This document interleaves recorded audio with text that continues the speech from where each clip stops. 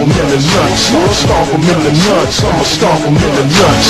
Stomp 'em in the nuts. Stomp 'em in the nuts. Stomp 'em in the nuts. I'ma stomp 'em in the. Yo, what's good? Luis Ortiz knocks out Bryant Jennings, man. I'm extremely impressed. This was a very impressive performance by Ortiz. He had Jennings hurt in the first round. It looked like he could have possibly got him out of there, but this wasn't an easy fight for him at all. In the second round, Jennings came up and he fought him in a phone booth war. He would not let go. He would just kept coming forward to Ortiz, started banging the body, hitting him with some uppercuts. And they switched, they alternated rounds. I gave round 3 to Ortiz, round 4 to Jennings, rounds 5 and 6. Luis Ortiz started to get the distance on him, and I think he started to get his timing right. And it was a very exciting fight in the first 4 rounds. It was very exciting to watch both of these fighters getting accustomed to each other. That's why it was such a good fight in those first 4 rounds. But after round 5, I feel that Ortiz timed them well, very well, and that showed in round 7, man. Wow, those uppercuts! He threw a right uppercut, and then he switched it to his left uppercut, and then he threw that left uppercut again.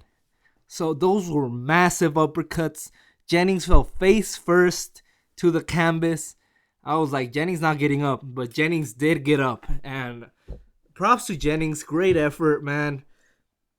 He gave it his all, gave Ortiz some trouble, but Jennings is a real deal. Jennings is a very good fighter. I think he'll give anybody a tough fight. He's not a fighter that'll lay down for anybody. He will not pull a David Haye ever, I feel like. But after he got dropped, he got up. Luis Ortiz went for the kill. He landed a few bombs. His legs were gone. You could say, I don't know, I haven't checked reaction, but maybe there's going to be people saying it was an early stoppage. I don't believe so. I think he would have stopped him either way, and he was buckled. He could barely stand. I feel like the ropes held him up when he got backed up to the ropes the first time, and then he got hit with another bomb. We're talking about heavyweight bombs from a heavyweight puncher. It was a very good stoppage, man. After the fight, Luis Ortiz called out the best. He said Wilder. I want Wilder, I want Fury, I want everybody. I would love to see a Wilder fight, man. Wilder, please step it up in 2016. Please. I want to see these fights. I want to see Wilder Fury. I want to see Wilder Jennings, Wilder Ortiz. I want to see you fight somebody, man. Come on. Stop hiding behind your promoter. The heavyweight division is popping. We got Joshua. We got Luis Ortiz. We got Tyson Fury. I'm excited. This is a new heavyweight era. I feel like we could get fights like this in the heavyweight division on a consistent basis. And I hope we will. Wilder, please. Fury, please. Give Luis Ortiz a shot. Give him a shot. Only weakness I see in Ortiz, he's that you could say he kind of got exposed, quotation marks, right? I hate that word, but that's something that I saw in this fight was he's not very good on the inside. He's not great on the inside. He needs to have a little bit of distance. So I don't think that'll be a problem if he's going to fight any of the world champions, though. So, yeah, great performance by both men, man.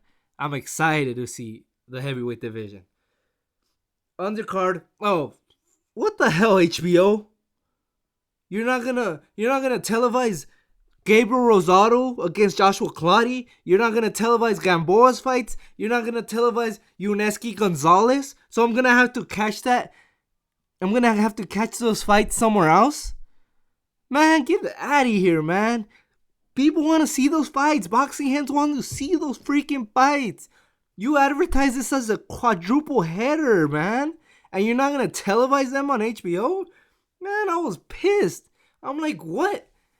Oh, Gable already fought? Yuneski is fighting right now, and I don't get to see him because it's not televised? Garbage, man. Pure garbage, HBO, man. It. I just remember that just because I was so happy with the main event and the card too. It was good, but I really wanted to see those fights, man, and that really upset me that I didn't get to see them. I don't know if they were on HBO.com getting live stream or something. If they were, someone tell me, and made me look like an idiot. So go ahead and tell me. But yeah, I was pissed that those fights weren't televised. But Nicholas Walters made his 130 debut against Jason Sosa, and he got robbed. He won every single round. Jason Sosa's a tough cookie, guys. He put on a fight. He came there to fight. He didn't go down. He didn't go there to lay down. There were some close rounds, but at the end of the day, Walters clearly won. I felt like he won at least 10 rounds, and he deserved the nod.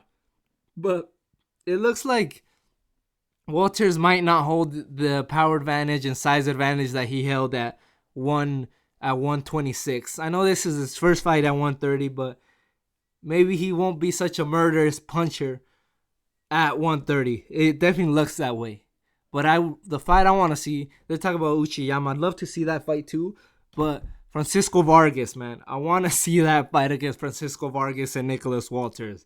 That's my dream fight for 2016. Great way to end the year.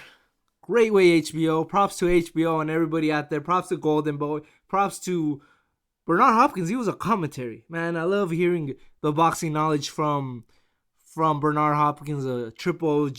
Always great to hear from him. Anyway, thank you guys for watching. What did you guys think of the fights?